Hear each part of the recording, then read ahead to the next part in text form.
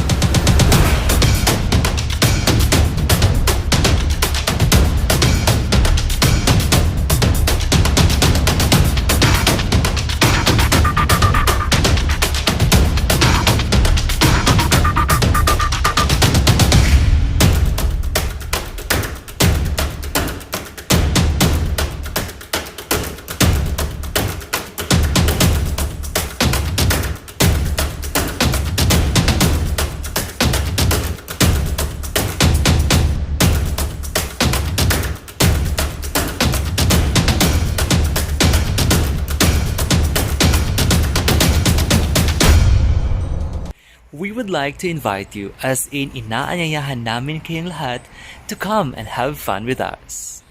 Para makiisa at makisaya sa amin this coming Friday. Sa darating na Biyernes, alas 6 ng gabi. Sa meet and greet segment ng aking twinning na si Beverly Z, kasama si Lalab's Just Bites.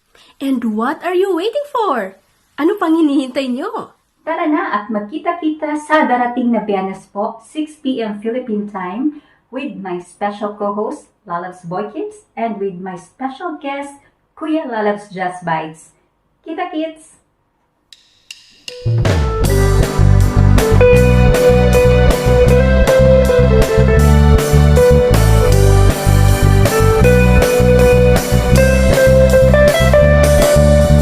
Di na, sama ang barkada. Dito tayo ay magkakakilala. At tayo ay pwedeng magluto kahit di ka talentado. Basta gusto mo, sigurado ako, masarap ang kalalabasan nito. Meet and greet, meet and greet with Beverly Z. Meet and greet, meet and greet with Beverly Z. Meet and greet, meet and greet with Beverly Z. Meet and greet, meet and greet with Beverly Z. Kaya ano ba ang inaantay mo, kaibigan? Pero na makisama, makiisa kahit nasa ibang bansa. Hinad lang ang distansya para magkita-kita. Dahil sa YT, walang imposible, lahat ay magagawa. Meet and greet, meet and greet with Beverly Z. Meet and greet, meet and greet with Beverly Z. Meet and greet, meet and greet with Beverly Z. Meet and greet, meet and greet with Beverly Z. Before tayo magluluto out and dance, sino yung inspirasyon mo? Yung biggest influence? Biggest influence sa pagluluto yung lola ko. Actually, yung lola, after nun, pag nilatag niya na yung pagkain sa table, ay grabe, super sarap. So, parang na-influence siya niya pagdating sa mga isang na pagluluto. At in-adapt ko yun. So that's why nandun ka sa culinary field. Yes. Sa tingin ko, nasa dugo na rin namin yung uncle ko, kapatid ng Oo guys, ang eggplant dito, hindi ko naman na meron pa akong isang pang ano. Ang laki ng eggplant dito guys. Sabi ko kay Sisi Perseus na ano na, Sisi, paano ba yan? Paano may pakuluan na? Iba kasi pag ang lasa ng egg, ng ano natin, eggplant sa Pinas, Pilipinas, dito. Meet and greet, meet and greet with Beverly Z.